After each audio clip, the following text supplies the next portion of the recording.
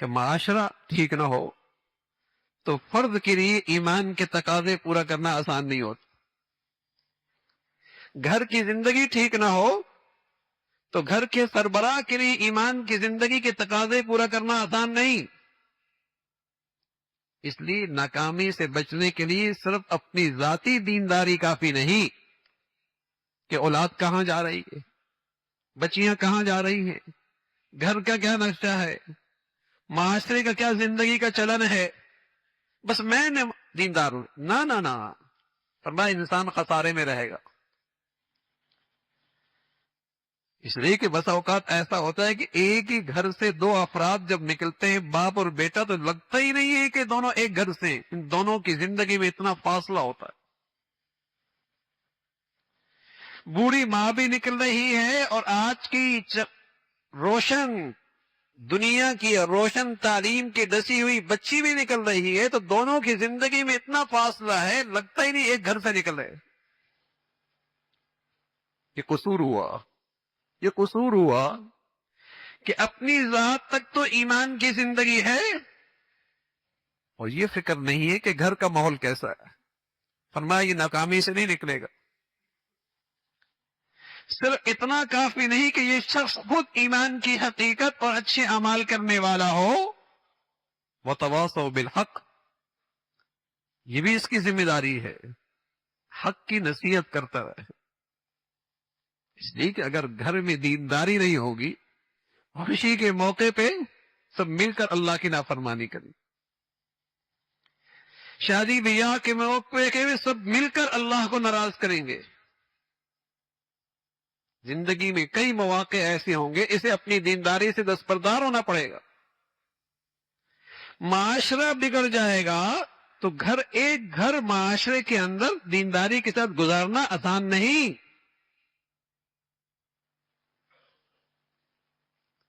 یہ سورت قرآن میں ہے اور یہ پیغام اللہ کا ہے. یہ اللہ کہہ رہے ہیں والعصر، زمانہ گواہ ہے.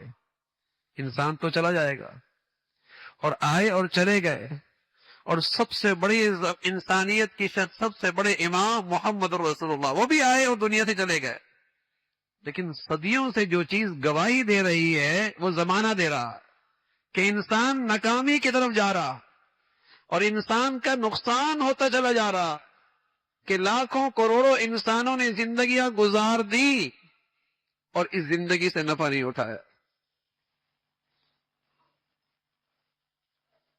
لوگ کہہ دیں بڑا کامیاب انسان گزرا ہے، زمانہ کہ دنیا کہہ دے بڑی اچھی زندگی گزار کر گیا ہے.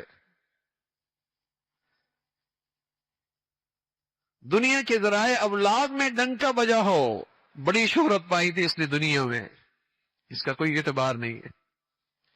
یہ چیزیں قابل اعتماد نہیں. قابل اعتماد بات اللہ کی ہے کہ زندگی اس کی کامیاب ہے اور زندگی اس کی ٹھکانے لگی ہے جس نے اپنی زندگی کے سرمایے سے ایمان کی حقیقت پائی اور زندگی اچھے اعمال پہ آئی اور زندگی اس طرح گزری کہ ہمیشہ حق کا دائی رہا، حق کا دائی رہا، اور معاشرے کو، سوسائٹی کو، اپنے دائیں بائیں کو، اپنے ماحول کو نیکی پہ جمنے کی تلقین کرتا رہا. بیٹے کا رخ کہیں اور ہے، باپ مطمئن ہے میں اہتمام سے نماز پڑھتا ہوں. اولاد کیا کما رہی ہے، باپ مطمئن ہے میری زندگی اچھی گزر رہی ہے نا. اللہ کریم کا ارشاد ہے انسان خسارے میں ہے، بڑا گھاٹا کر رہا ہے، اس کی زندگی ضائع ہو رہی ہے.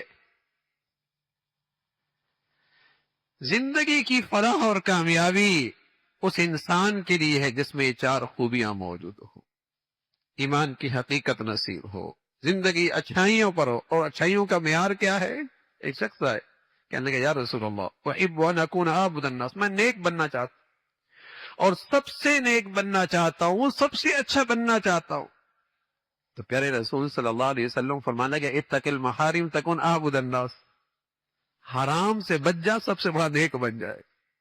کوئی بات نہیں، تیری زندگی میں وظائف نہیں ہے، نفلی عبادات نہیں ہیں، زیادہ تسبیحات نہیں ہیں، رات کو نہیں اٹھ پاتا، نفلی عبادت روزے صدقے نہیں دے پاتا، کوئی حرج نہیں، بس اس کا اہتمام کر لے، تیرے حکم میں، تیری زندگی میں کہیں اللہ کی نافرمانی نہ ہو، کہیں اللہ کا حکم نہ ٹوٹے۔ اتق المحارم تکن عابد الناس، حرام سے بچ جا، سب سے بڑا نیک بن جائے۔ تو ایمان کی حقیقت اور یہ اچھائی کی زندگی، لیکن اتنا کافی نہیں، صرف اپنی ذات تک دینداری کافی نہیں، بچوں کا کیا حال ہے، گھر کا کیا حال ہے، عورت کا کیا حال ہے، بیٹیوں کا کیا حال ہے، شرم و حیا کتنا ہے، گھر میں لقمہ حلال کیسے آ رہا ہے، آمدنی کیسی ہے، معاملات کیسے ہیں، معاشرہ ہے۔ بحیثیت ایک مسلمان کے اس کی ذمہ داری ہے کہ میں معاشرے میں اچھائیوں کو کیسے فروغ دے سکتا ہوں، اور اچھائی کا معیار ایمان کی زندگی، اچھائی کا معیار ایمان کی زندگی۔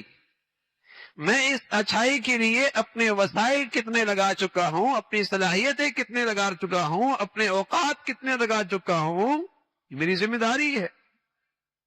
تو میرے عزیزو، جب مسلمان اس دستور عمل پہ عمل کر رہا تھا تو اس کی اپنی ایمانی دینی زندگی بھی محفوظ تھی، اور اسے ایسی مبارک فضا بھی ملی ہوئی تھی جہاں نیکی کرنا آسان تھا اور گناہ کرنا مشکل تھا۔ اور جب مسلمان نے اس ذمہ داری کو چھوڑ دیا ہے، آج دیندار بھی ہے لیکن ایسے معاشرے میں زندگی گزار رہا جہاں گناہ کرنا آسان ہے اور نیکی کرنا مشکل ہو، جہاں اللہ کی نافرمانی فخر کی چیز بن گئی ہے اور اللہ کی فرمانبرداری وہاں عیب بن چکا ہے۔ تو میرے عزیزو، یہ چار ذمہ داریاں، یہ اللہ کا پیغام ہے۔ اللہ رب العزت اس صورت کو اور اس چھوٹی سی صورت کو ہمیشہ اس پیغام کا استحضار اور دھیان نصیب فرما دے، اور اسے اپنا دستور العمل زندگی کا بنانے کی ہمت اور توفیق نصیب فرمائے۔